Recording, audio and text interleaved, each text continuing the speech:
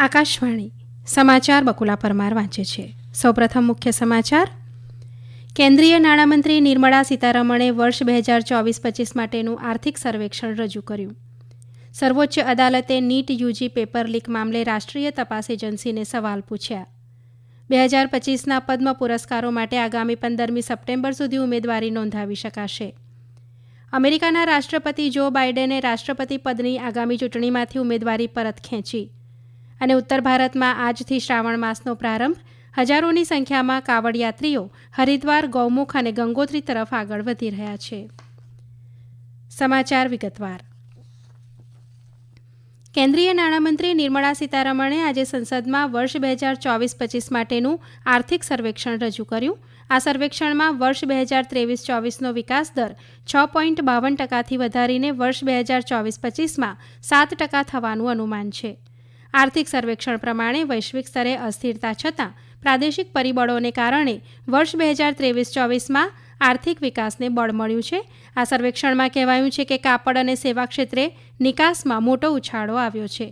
વધુમાં કહેવાયું છે કે જીએસટી સહિતના કર માળખામાં તબક્કાવાર થયેલા સુધારાઓના કારણે નોંધનીય પરિણામો મળ્યા છે. શ્રી સીતારમણે સર્વેક્ષણ રજૂ કરતા જણાવ્યું કે ભારતીય બજારોમાં વિદેશી રોકાણમાં મહત્વપૂર્ણ વધારો થયો છે. આર્થિક સર્વેક્ષણ નાણાં મંત્રાલયના આર્થિક વિભાગના મુખ્ય આર્થિક સલાહકાર ડોક્ટર વી અનંત નાગેશ્વરનની દેખરેખ હેઠળ તૈયાર કરવામાં આવ્યો છે. લોકસભામાં આર્થિક સર્વેક્ષણ રજૂ થયા બાદ મુખ્ય આર્થિક સલાહકાર પત્રકારોને સંબોધન કરશે.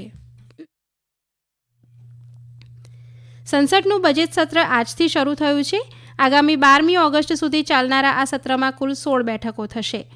આકાશવાણી દિલ્હીના અમારા સંવાદદાતા જણાવે છે કે આ સત્ર મુખ્યત્વે 2024-25 માટેના કેન્દ્રીય બજેટને લગતા નાણાકીય વ્યવહારોને સમર્પિત રહેશે. નાણામંત્રી નિર્મળા સીતારમણ આવતીકાલે કેન્દ્રીય બજેટ રજૂ કરશે. આ સાથે જ કેન્દ્રશાસિત પ્રદેશ જમ્મુ કાશ્મીરનું વર્ષ 2024નું બજેટ પણ રજૂ કરાશે. સરકાર આ સત્ર દરમિયાન 6 નવા ખરડા રજૂ કરે તેવી શક્યતા છે. દરમિયાન પ્રધાનમંત્રી નરેન્દ્ર મોદીએ આજે પત્રકારો સાથે વાત કરતા કહ્યું હતું કે આ બજેટ અમૃતકાળનું મહત્વનું બજેટ છે અને તે આગામી 5 વર્ષનું ચિત્ર સ્પષ્ટ કરશે. તેમણે કહ્યું કે દેશ 8% વૃદ્ધિદર સાથે આગળ વધી રહ્યો છે. શ્રી મોદીએ વિરોધ પક્ષોને નકારાત્મક રાજનીતિથી દૂર રહેવાની અપીલ કરતા આ સત્ર સકારાત્મક અને રચનાત્મક બને તેવી શુભેચ્છા પાઠવી હતી. નીટ યુજી કથિત પેપર ગેરરીતિ મામલે સુનાવણી કરતા સર્વોચ્ચ અદાલતે રાષ્ટ્રીય તપાસ સંસ્થા એનટીએને કેટલાક સવાલોના જવાબ આપવા જણાવ્યું છે. અદાલત સમક્ષ એનટીએએ સ્વીકાર્યું કે 8 જેટલા કેન્દ્રોમાં ખોટા પેપર અપાયા હતા, જોકે તેમનું સ્તર મૂળ પ્રશ્નપત્ર જેટલું જ હતું. આથી એનટીએએ વિદ્યાર્થીઓને ખોટા પ્રશ્નપત્ર આપવાનું જ યોગ્ય માન્યું. એનટીએ કાઉન્સિલે સ્વીકાર્યું કે કેનરા બેંકના પેપરવાળા ઉમેદવારોની સંખ્યા 3000થી થોડી વધારે છે. મુખ્ય ન્યાયાધીશે કહ્યું કે વ્યાપક સ્તરે પેપર લીક થયા હોવાના હજી સુધી કોઈ પુરાવા નથી. મુખ્ય ન્યાયાધીશ ડી.વાય. ચંદ્રચૂડ અને ન્યાયાધીશ જે.બી. પારડીવાલા તેમજ ન્યાયાધીશ મનોજ મિશ્રાની ખંડપીઠે પુનઃ સમીક્ષા કરવા અંગેની 40 અરજીઓની સુનાવણી કરી રહી છે. આ પૂર્વે સર્વોચ્ચ અદાલતે રાષ્ટ્રીય પરીક્ષા એજન્સી 2024ના તમામ પરીક્ષાર્થીઓના પરિણામો ગત શનિવારે વેબસાઇટ ઉપર મૂકવા જણાવ્યું હતું. કેન્દ્રીય શિક્ષણ મંત્રી ધર્મેન્દ્ર પ્રધાને સંસદમાં જણાવ્યું છે કે નીટ યુજી પેપર લીક માત્ર પટણામાં થયા હતા. લોકસભામાં પ્રશ્નકાળ દરમિયાન જવાબ આપતા તેમણે ઉમેર્યું કે સીબીઆઈ આ મામલે તપાસ કરી રહી છે અને સમગ્ર મામલો સર્વોચ્ચ અદાલતને આધીન છે. દેશભરમાં પેપર લીકની ઘટનાઓ સામાન્ય હોવાના વિપક્ષના દાવાને તેમણે ફગાવી દીધો હતો. તેમણે કહ્યું કે દેશભરના 4700 કેન્દ્રોમાં નીટ યુજીની પરીક્ષા લેવાઈ હતી, જેમાંથી માત્ર 1 કેન્દ્રમાં ગેરરીતિના અહેવાલ છે. આ પૂર્વે વિપક્ષના નેતા રાહુલ ગાંધીએ દેશમાં પરીક્ષા વ્યવસ્થાને લઈને સવાલો ઉઠાવ્યા હતા. રાહુલ ગાંધીએ કહ્યું કે દેશના વિદ્યાર્થીઓ તેમના ભવિષ્યને લઈને ચિંતિત છે. વિપક્ષી દળોના અન્ય સાંસદ અખિલેશ યાદવ, એન.કે. પ્રેમાચંદ્રને પણ પેપર લીકનો મુદ્દો ઉઠાવ્યો હતો. રાજ્યસભાની શરૂઆત થતાં જ કોંગ્રેસ અને સાથી પક્ષોએ કાવડ યાત્રાના માર્ગો પર નામની તકતી લગાવવા મામલે સ્થગિત પ્રસ્તાવ રજૂ કર્યો હતો, જેને સભાપતિ જગદીપ ધનખડે ફગાવી દીધો હતો. 2025ના પદ્મ પુરસ્કારો માટે આગામી 15મી સપ્ટેમ્બર સુધી ઉમેદવારી નોંધાવી શકાશે.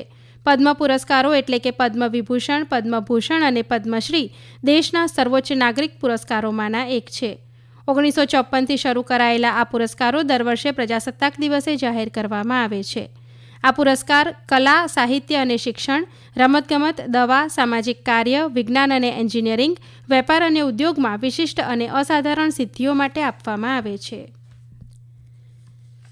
આ સમાચાર આપ આકાશવાણી ઉપરથી સાંભળી રહ્યા છો. આ સમાચાર આપ અમારી YouTube channel AIR news Gujarat ઉપર પણ સાંભળી શકશો.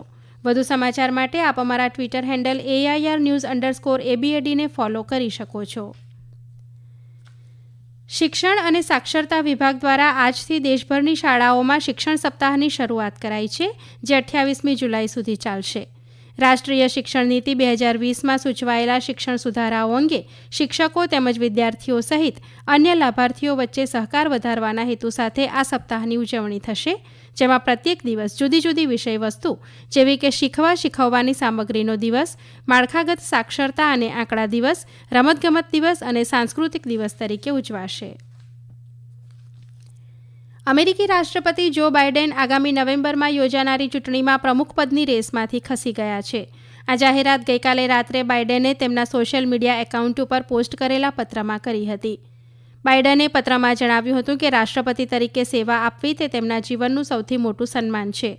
તેમણે ભારપૂર્વક જણાવ્યું હતું કે ડેમોક્રેટિક પાર્ટી અને રાષ્ટ્રના શ્રેષ્ઠ હિતમાં તેમના બાકીના કાર્યકાળ માટે રાષ્ટ્રપતિ તરીકેની તેમની ફરજો નિભાવવી સર્વોપરી છે. તેમણે કહ્યું કે તેઓ આ અઠવાડિયાના અંતમાં તેમના નિર્ણય વિશે વધુ વિગતવાર વાત કરશે. તેમણે ઉપરાષ્ટ્રપતિ કમલા હેરિસને રાષ્ટ્રપતિ પદના ઉમેદવાર તરીકે સમર્થન આપ્યું છે. જૂન 28ના રોજ ભૂતપૂર્વ રાષ્ટ્રપતિ અને રિપબ્લિકન ઉમેદવાર ડોનાલ્ડ ટ્રમ્પ સાથેની ચર્ચા બાદથી જ રાષ્ટ્રપતિ બાઇડન ઉપર રાષ્ટ્રપતિની ચૂંટણીની રેસમાંથી ખસી જવા માટે દબાણ વધી રહ્યું હતું. COVID-19નું નિદાન થયા પછી તે હાલમાં ડેલવેરમાં તેમના ઘરે આરામ કરી રહ્યા છે. ઉત્તર ભારતમાં આજથી શ્રાવણ માસનો પ્રારંભ થયો છે.